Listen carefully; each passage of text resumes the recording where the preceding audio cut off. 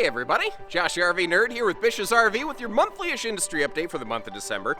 I ended up with like 7 pages of notes, so grab the popcorn, this might run long, get a drink before we get started here, use the bathroom, batten down the hatches. My point here, to give us a quick summary of what we're going to be talking about this month, we're going to take a really deep dive into just the general overall current market conditions out there with the idea of asking the question, is now the time to strike? Is it the right time for somebody to purchase an RV? Maybe yes, maybe no. There's never a definitive answer to that, but I want to put you into a position where you can actually have the information to be educated and understand that. Along the way, we're going to talk about some things happening kind of nationally, like a diesel fuel shortage, a potential railway strike, which could have like a chokehold crippling effect on the nation. Notice, by the way, the Darth Vader chokehold motion I put on there. Darth Vader, the only guy I've ever seen who just lost his cool in a staff meeting, choked another staff member, and didn't even get written up by HR. Dude was a legend. Regardless, if you hang with me long enough here, a little year in review message, and thank you from me to you for all the people who have hung with me over this last year. In the meantime, let's get started. We have a lot to cover. Okay, so we're going to lay some groundwork with some statistics, and we're going to try to peel into it and make sense of it here. But long story short, the most recent month reported, which was October of 2022 this year. By the way, RV industry stats always lagging a little bit behind real time, obviously. But shipments dropped a dramatic amount from RV manufacturers to dealers. They dropped 44%, I think it was. A huge decrease versus October of 2021, to give you that reference point. So year to year, that single month saw a huge dramatic drop in shipments. Interestingly though, overall, year versus year on a 12-month rolling kind of metric versus just 1 month to 1 month, this year has seen about 12% overall fewer shipments versus last year. Now, if you watch these videos regularly, you'll know that I've said multiple times that yes, there's fewer things being sold and shipped and built this year versus last year, but overall it's still shaping up to be a very good year. That's still true, but with the more recent developments here, it has fallen down the ladder a little bit. We're going to dive into that in a second. There were some interesting things that happened though. Overall, towable RVs saw by far the biggest punch in the teeth with like 48% fewer shipped October this year versus October last, basically half. That's crazy. Granted, last year, almost every single RV dealer had nothing in stock, and they were just screaming, give me everything you got, and obviously that's not a problem anymore, so the numbers kind of make sense. But interestingly, motorhome shipments this last month were up about 4%. Not a big amount, but also one that really kind of made me go, huh, that's sort of crazy. The destination trailer market has shipped 43% more. So what does all this mean? Let's break it down chunk by chunk. Overall, shipments are down 12% versus last year. That doesn't surprise me. I'm almost a little bit surprised it's not more than that, due to the fact that, for a while, we were captivated audiences in our homes. We were really kind of stuck inside, and the only freedom you had to get away from your home was to get a home to get away from your home. It was the only way you could get out of the house and do something recreational. Otherwise, we were basically all forced to just sit there and Netflix and chill, which really actually explains the sudden boom I've seen in the bunkhouse market. People needing a place to put the new members of the family, whether intentional or happy little accidents, as Bob Ross would say. I was a happy little accident. But it's always the big numbers that garner the most attention. Certainly is for me anyway. And when I saw 48% less towable production, October 22 versus 21, I went, whoa, okay, let's look at that and let's look at the factors that influence that. So for the last about 2 years, the industry has been focused almost purely on volume. And the fact is, a common towable RV, a travel trailer especially, but even fifth wheels, are the fastest, easiest, highest volume thing for them to be able to produce. So as a result, there was the highest priority placed on those RVs, and to get those RVs back out there and to replenish dealer stocks where possible. Well, dealer stocks are back up. Dealers aren't screaming for travel trailers and fifth wheels like they were. Instead, what dealers are looking for are other things that haven't been really produced in higher quantities the last couple years. So as a result, you're seeing them basically just hit the brakes on these things, travel trailers and fifth wheels, and start focusing more into other things. For example, the motorized market still increasing production a little bit right now. That is largely based on chassis supply and availability. That has still been the biggest bottleneck for motorhome production. A lot of that stemming from things like chip shortages, but also like somebody on one of my recent videos asked, okay, this is a great gas motorhome, but can I get it with a Chevy engine? And you can't, because Chevy basically essentially pulled out of a lot of the RV industry market for motorhome chassis. Generally speaking, for most Class C's and many Class A's, the Ford chassis is pretty much the only option right now. And they, they're not going to not make a bunch of F-150s or whatever that are on insane 2-year back order to make a couple motorhome chassis. They're kind of making some motorhome chassis stuff when they can, when they feel like, when they have to, kind of thing. So as a result, the motorhome market is still very starved, and overall there's still very much a deficiency of inventory out there that will likely continue to heal slowly. I'm hoping by about this next summer that and a lot of other things will normalize. Now, the one that really caught my attention was a statistical boom in destination trailer production, but I'm not sure that actually means an actual boom in destination trailer production. Because when you hear 43% more of these big destination trailers made versus what we saw last year, that sounds like just a huge flood of them. Thing to remember, this is statistically a very small segment of the RV industry, but it's something that a lot of manufacturers just straight put on the bench and pause production for over the last year and a half. Because it's not such a high volume market segment, a lot of RV manufacturers who make destination trailers, they'll have a plant assigned to make destination trailers, and so it might be destination trailers and the 35-foot triple slide trailers or something like that. I've even seen some plants that are toy haulers and destinations, or one I saw was pop-ups and destination trailers, which didn't make sense to me, but neither here nor there. They basically just reset the assembly line as they need to. Well, again, everything was focused purely on volume. So a lot of destination trailer production, which required a lot of material, which required a lot of time, which required a lot of space, that was all repurposed, because for every one of these, you could probably make 2 smaller trailers pretty darn easily and sell 2 units instead of 1. But as towable RV production has dropped dramatically, and I also think as rising pressures on things like residential housing have increased, the demand for these has suddenly spiked to a pretty high degree, and I think that you're going to see more of these things produced this year. I think this is going to be a year where we see more destination trailers built and shipped out than almost any other year ever before. It's early to say right now, but I think the factors are lined up for that. But the good news for you, if you've got a park or seasonal site, or if you have some property, and some people ask me, why would I want one of these? Well, you could build a cabin. It'll probably cost more. The other thing is, a lot of times you need certain zoning permits and stuff, whereas you can just kind of park a trailer out there and plug it into electricity, and you don't have to get the local inspector out there to near the same degree. So I think you're going to see a growth in this market this year, but there's been so few of them produced that I don't know how readily available they're going to be at dealers' lots. That's going to have to kind of play out to see how it goes. But I think one of the major factors, specifically in the towable production numbers there, is if you think back to what I talked about last month, what I call the brands of COVID convenience. They are basically gumming up the works, and they've got dealers into a situation where they can't necessarily bring back in their primary core models and brands, because there's this other stuff they picked up in the meantime during COVID. If you missed that little segment, basically the Cliff Notes version here, when the market exploded and many dealerships ran out of inventory. This doesn't apply to every single dealership, but it applies to more of them than it doesn't.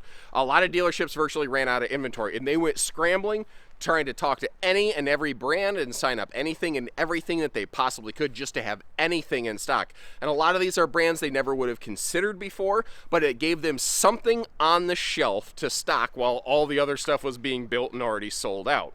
So what's happening right now is a lot of that stuff, it doesn't turn as slow, it doesn't sell quickly, it doesn't sell as quickly, and it was already on the RV dealership lots. Well, it's taking time for that stuff to cycle through now that the more primary core inventory is laying on top of it. A lot of people prefer to stick with a name brand appliance or food or medication rather than an off-brand. It's kind of similar in RVs, although what's name brand and what's off-brand is a little more subjective. But as a result, there's a lot of dealerships who have looked at RV manufacturer X, Y, or Z and said, look guys, you are absolutely the nearest and dearest to our heart, and understand that we did have to do what we needed to do to survive the last couple years, and you are absolutely one of the highest on our priority list. But we do need to ask you to be a little bit patient with us as we get rid of some of this other stuff that we don't have intentions of bringing back into our lineup to make room for you. That's going to take time, but that is a factor that is very positively working in your benefit as a consumer. Because remember how I said sometimes name brand and off brand is a little bit subjective? There are some things out there that you can buy for, from the RV dealership's perspective, literally thousands of dollars of money lost. Just because dealers are doing everything they can just to liquidate slow-moving dollars and free them up for faster-moving dollars. The quicker your money turns, the more money you end up making, basically. It's just basic, simple economic principle. As a result, there are things out there right now, and I'm predicting the spring 2023 calendar year show season is going to be dominated by slower moving, remaining in stock 2022s as some crazy blowout deals. It's going to probably vary from dealer to dealer and event to event, but as long as any of that stuff is in stock, you are going to see some absolutely remarkable deals out there relative to the invoice on that RV when it was built brand new. It's always going to be relative to brand new, you know? Just like if you buy something for X dollars, you don't necessarily want to sell it for too much less than that, obviously. Not if you want to keep doing it. Reminds me of the time my Uncle Gary went to the swap meet, and he bought a whole bunch of garbage and started trying to sell it out of the back of his truck off the side of the road, and at the end of the day, him and Aunt Rita realized that they lost $5. So they had a good plan. Next month, they were going to bring 2 trucks and sell 2 trucks worth of stuff and only lose 10. So, all those things we've talked about, is now the time for you to strike? Is now a good time for someone to purchase an RV?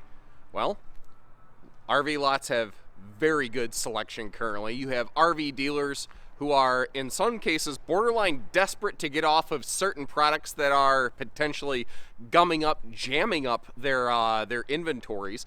You have dealerships who are not wanting to carry heavy inventories going through the cold camping months, although depending on your geography and your location, what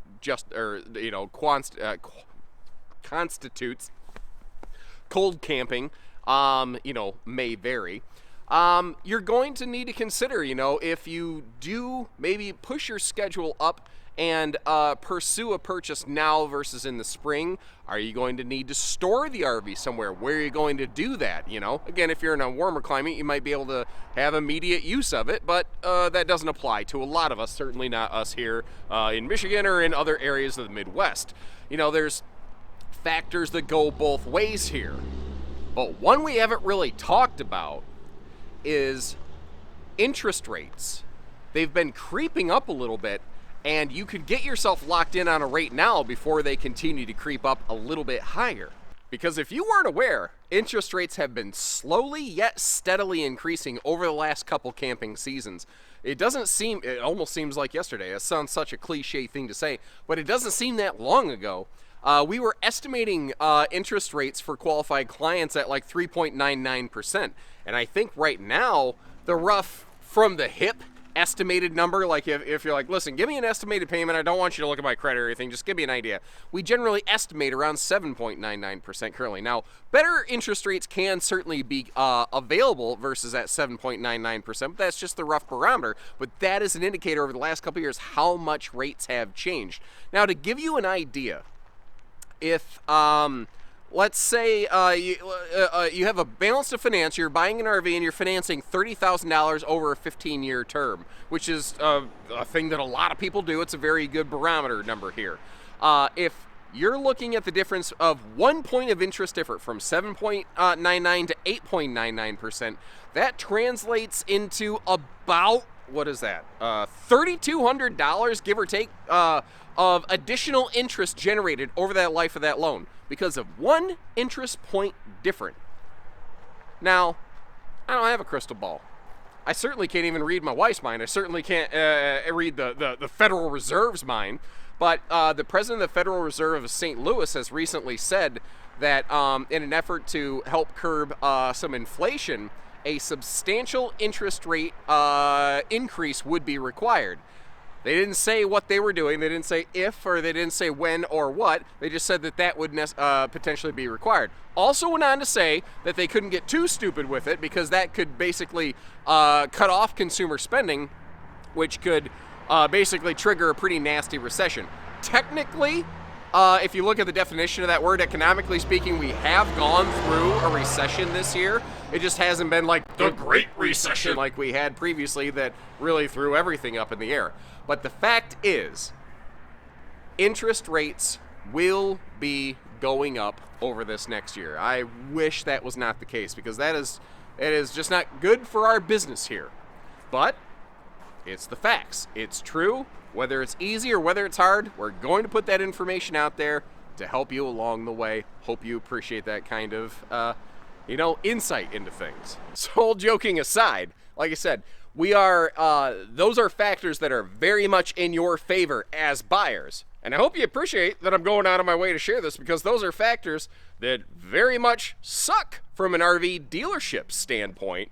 But my goal with these videos, and I have been, I love that I work for this place that encourages me, good, bad, ugly, or indifferent. Share the information, be candid, be transparent, and be real about it. And sometimes things are in our favor as a dealership. Sometimes things are in your favor as a consumer. Sometimes they're not in either of our favors. I talked about that a couple months ago.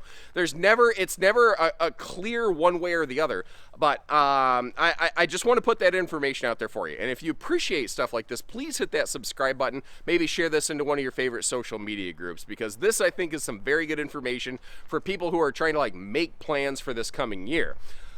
The thing is, not only is it not necessarily the best information for dealerships, it's been some pretty rough information for the labor force of the RV industry. A lot of RV manufacturer production has not been running a full 5-day-a-week production schedule this year. That in and of itself is not necessarily an unusual thing, even in a good season during peak summertime. But a lot of plants are not just running 4-day-a-week production. Some are running as low as 2-day-a-week production. There were some very long extended summer break periods at the factories this year. There have been some, there are, manufacturers sometimes have some plants that are built and sitting there waiting to be activated and staffed up to produce more things as needed.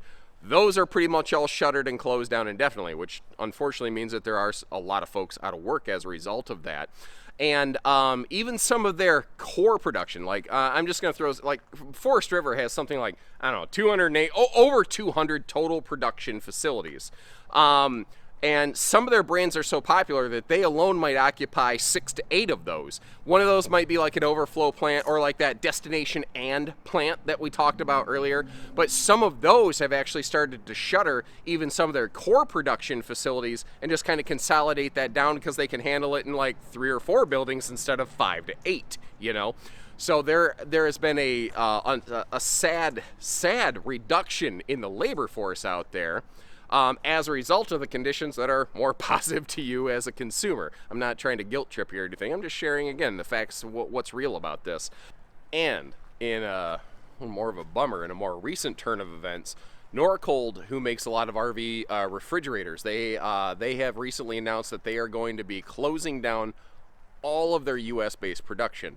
Now, when I phrase it like that, I didn't mean to do that. It sounds like they have facilities all over the United States. They have one main facility out of a little town in Ohio that's been there for over 50 years. And unfortunately, I think like 90% of the tax income that little town generates is actually based out of the Norcold plant effectively, and that's all going to go away. All those local employees are unfortunately going to, I think they got their 60-day notice. They're going to have to find new places of employment. Really kind of a bummer. Now, how is that going to affect the RV industry? I don't know that it necessarily directly will. Norcold has they're moving that production to their what do they call, like, globally distributing plants or something like that. Anyway, they have other facilities outside of the United States that they're going to be building these refrigerators and shipping them into the country. I don't think that we're going to see like a shortage of these refrigerators anytime soon. Also, one thing I've learned is that when there's an opportunity, if somebody else has a chance to slide in there and take that business from another supplier, they're going to absolutely do that. But I think that this one instance is a symptom not only of reduced RV production, but an increase in the popularity of 12-volt refrigerators over two-ways. And I know that the RV industry isn't 100% there, and I'm not trying to like start a fight or anything like that. But I think that as 12-volt refrigerators continue to expand, you're going to see more and more of these facilities that for 50 plus years have made two-way gas and electric refrigerators either retooling or closing down. And like it or not, I know a lot of people are like, man, there's no way I'd ever have a 12-volt fridge. This is one of those things that is coming. The industry is going more and more and more 12-volt. It's going more and more electric.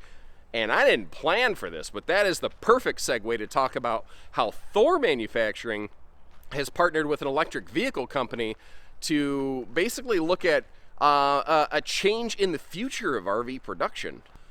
Thor recently announced a partnership with a company called Harbinger Motors, which is it's a newer electric vehicle company overall. And a fully electric RV it's not something that has never been done before. There's certainly a few other, like the Palomino Revolve came to mind, but there's certainly some other things out there. But they've been very limited. Like there was the Airstream E-Stream.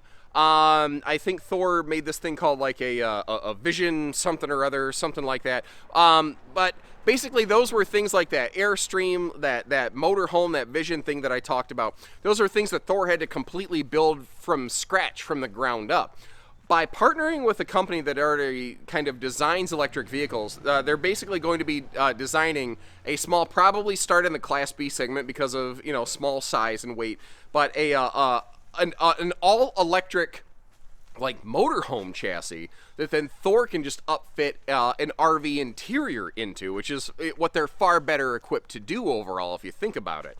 So, that's definitely still more of a niche market, but it's very interesting to see an RV manufacturer and an electrical vehicle manufacturer kind of partnering up, because usually that's an early sign that you may see some kind of merger down the line. I don't know if that's even in the cards in this specific situation, but you'll start to see manufacturers, buying up and absorbing other things and creating new divisions where we might begin to see more fully electric RV production, whether it's motorized, probably more motorized initially, towable. I think that you're going to see more of that continue to develop.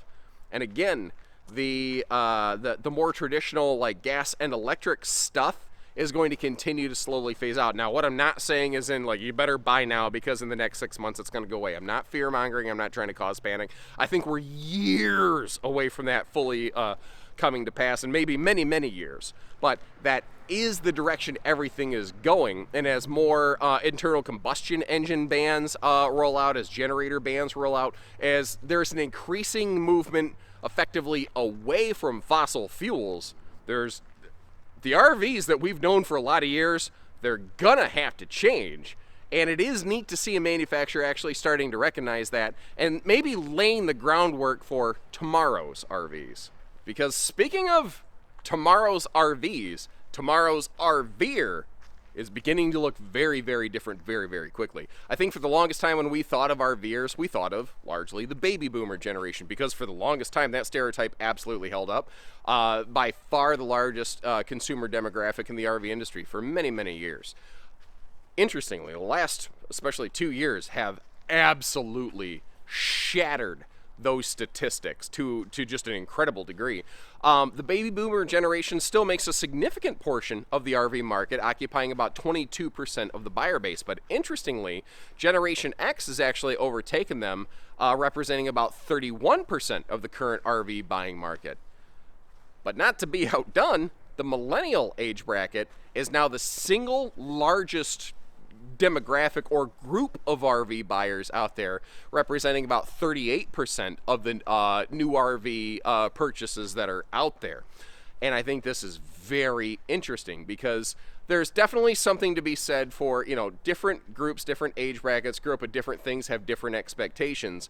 And I think there's a lot of questions. Some folks are wondering, you know, like, is that maybe an influence in the additional gadgets, gizmos, and whiz-bangs that are being included, more tech in more RVs? And I think certainly that there is a correlation there, but it'll be very interesting to see how manufacturers and even RV dealerships identify and use that information to better connect with an ever-changing RV consumer that, you know, the racial demographics, the age demographics, the general look of an RV consumer is very widespread now, where it used to be a very narrow market focus. And as camping has become more mainstream, the variety and offerings of RVs have just exploded all over the map, you know. And I'm going to be really curious to see how the RV industry, which is not known for its progressive tendencies, keeps up with that trend. Now, there's one thing I really don't like, and that's when partial information is used in like a predatory fashion. There have been some egregiously misstated reports that only tell about part of what is going on with the diesel shortage, you know, that's really facing our country. And there have been a lot of people have published all kinds of videos and content out there with the goal of doing nothing, not to help anyone, but just to get quick looks to help boost their own, you know, ratings and viewership real quick. There have been, in 24 days, we're going to run out of diesel fuel or something like that. Well, no, that's not how it works. So there is a metric that's tracked out there that says basically if all diesel fuel production was stopped today, how many days until we would run out of fuel? And that number is currently lower now than when they started tracking that figure, I think in 1982, so nearly about 40 years ago, effectively. So we are actually about the lowest reserve that we have currently, but diesel is still being produced to you know, occupy what's being used. Now, it's kind of thought that as, you know, U.S.-based oil production has basically all been halted, that in order for that number to heal and improve, there would have to be a significant reduction in things like semi-truck freight line shipments, which there's no real sign of that stopping anytime soon with the need that our country has to keep all that going on. There'd have to be a huge drop in things like that to see that that reserve number increase to a significant degree. What this means basically is we're not running out of diesel fuel anytime soon. It means that we are still paying a hefty premium, because to get the fuel that we are getting, we have to pay a serious premium to get it away from other prospective buyers. So, you know, fuel prices have certainly fluxed up and down, but diesel fuel has stayed painfully high. And that is something that, again, because whether it's a final product or a raw material or something in between, every single thing in this country does ship on a semi-truck at some point, and it cannot all be offset by things like rail or airway or whatever. Our country is really currently dependent on physical infrastructure and semi-trucks driving stuff all over the place. So as that fuel price stays high, sadly, it's going to affect everything from food to diapers to RVs.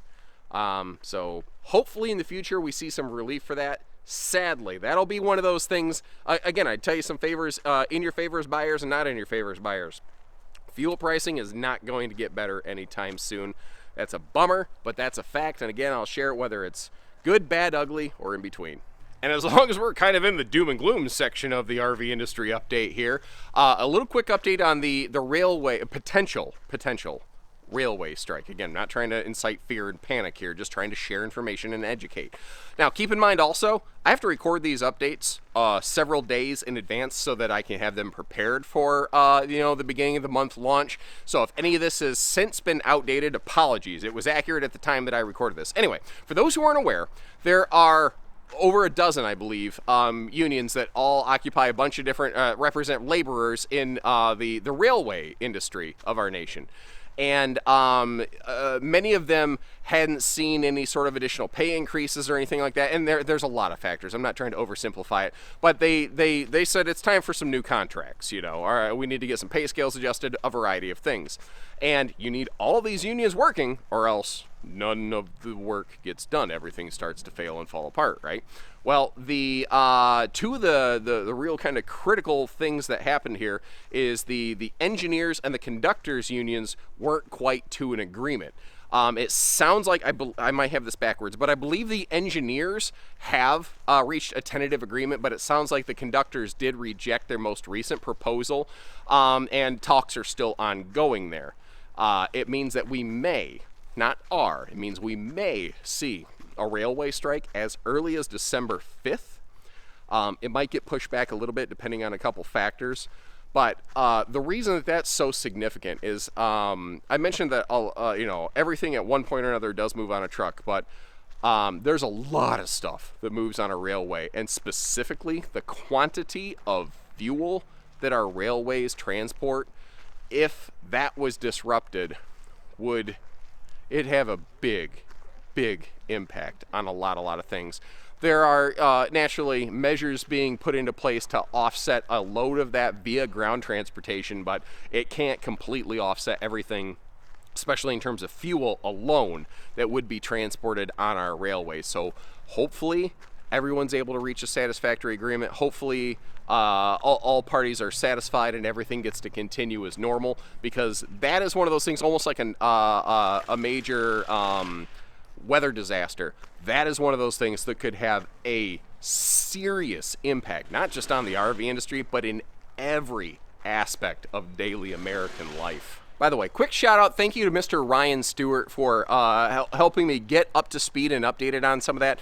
Again, the topics in these videos are the questions that I've got from a lot of customers, the information that you folks are looking for, based on the questions that I receive and the updates that I get from you all the time. So please, anything, the big topics that you're wanting to know, or information that you have that you'd like to get shared out there, whether you share this video, whether you leave links in the comment section of this to like a news article or something, if you send them to me privately, like with my social media links that I have listed on this video.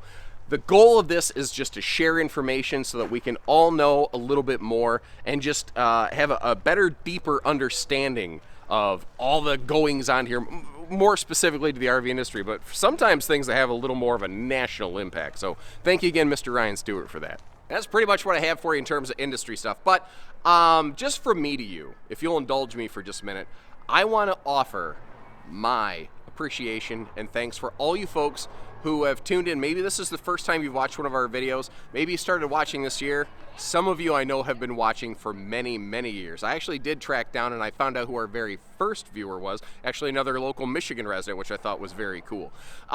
Regardless, last year, this channel was called Haylett RV.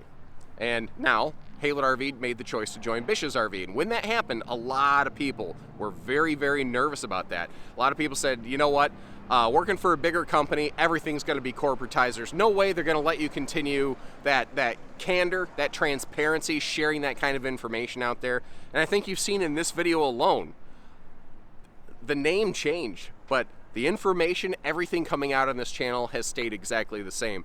The Bish's team came to me and said, we don't want to change your message.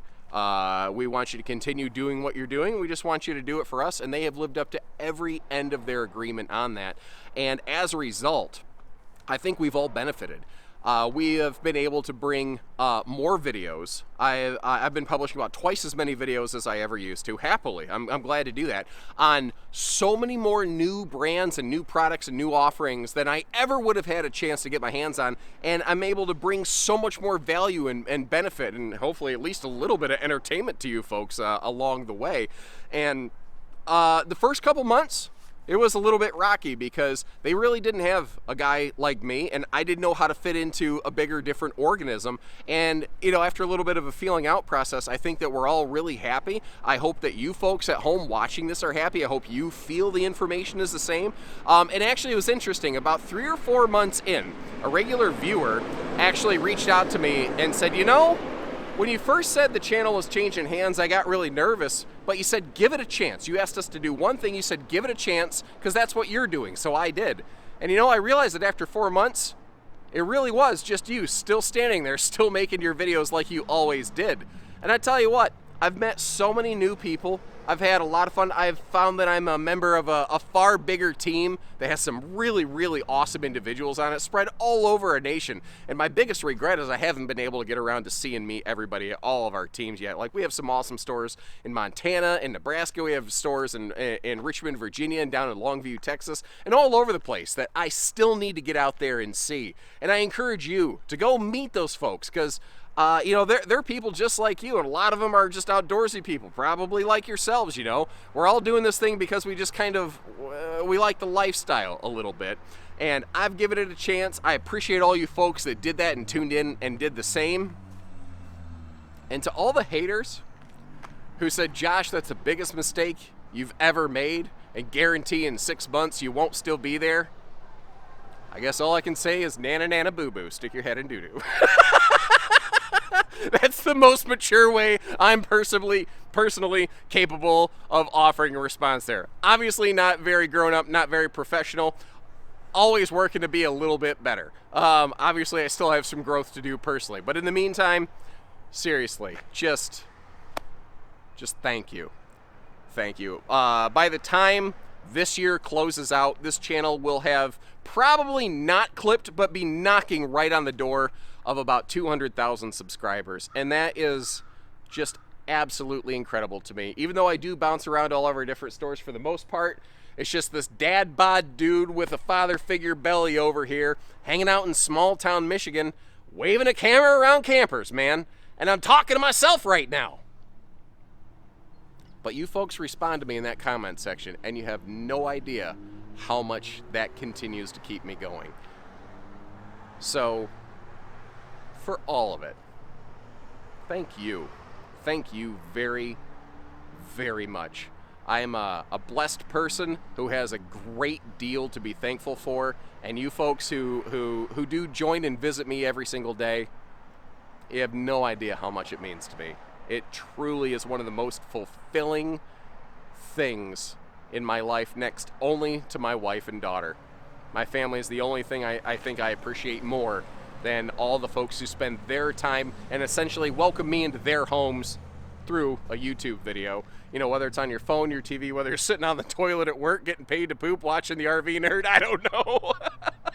But whatever you're doing, please keep doing it. I appreciate you all so much. So until next time, until next year, take care, stay safe, have fun, and happy camping, everyone.